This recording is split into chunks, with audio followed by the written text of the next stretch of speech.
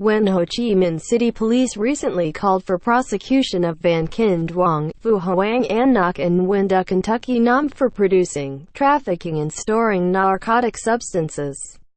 It signaled curtains for a long life of crime. 7 other gang members are also facing prosecution. Van Kinh Duong, the ringleader, faces prosecution for additional crimes including document forgery, fraud, and escaping from detention facilities. Duong's brushes with the law goes back to 2008, when he was sentenced to jail for robbery and storing narcotics. But in 2010, when his sentence was still in effect, Duong broke out of prison along with 3 other inmates. He returned to his life of crime, this time delivering drugs for Hoang Phuong Lam, another drug lord based in Hanoi, from the capital to southern Vietnam. In 2012, Lam's ring was busted by the Ministry of Public Security. But Duong managed to slip through the cracks and disappear once more. It was later found that Duong was residing in Saigon after changing his name to Tran Ngoc. In Saigon, he is said to have met a mysterious patron, Tom, in a bar in 2016. Duong neither knows Tom's real name nor where he lives.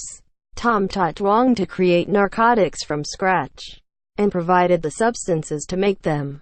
In the beginning, Duong was only in charge of finding locations and hiring workers to construct drug-producing facilities. Later, he created his own drug ring, with his cousin Nguyen, Kentucky Nam joining him as a manager for one facility in Dong Nai Province, which neighbors HCMC. Nam was also in charge of creating new types of drugs. As his business boomed and other drug rings stepped up their game, Duong decided to expand his empire. New facilities in the central regions and HCMC were constructed for this purpose. He took great care to avoid detection, passing orders to his underlings remotely. But Duong lived a high life in Saigon with his girlfriend Hoang and Ngoc, who also helped him to store narcotics until the ring was busted in April last year. Duong and his ring had already been on the police's radar for more than a year by then. In the raid that busted the gang, police seized more than 500,000 ecstasy pills, 120 kilograms of powder drugs, 7 cars and over 10 billion Vietnamese dongs, $446,000 in cash, along with numerous machinery and real estate properties in several cities and provinces including HCMC and Nha Trang. Investigations have revealed that the ecstasy powder was first made in Nha Trang before being delivered to Dong Nai and HCMC to be molded into pills and stored in coffee packages. Each package contained 500 to 1,000 pills.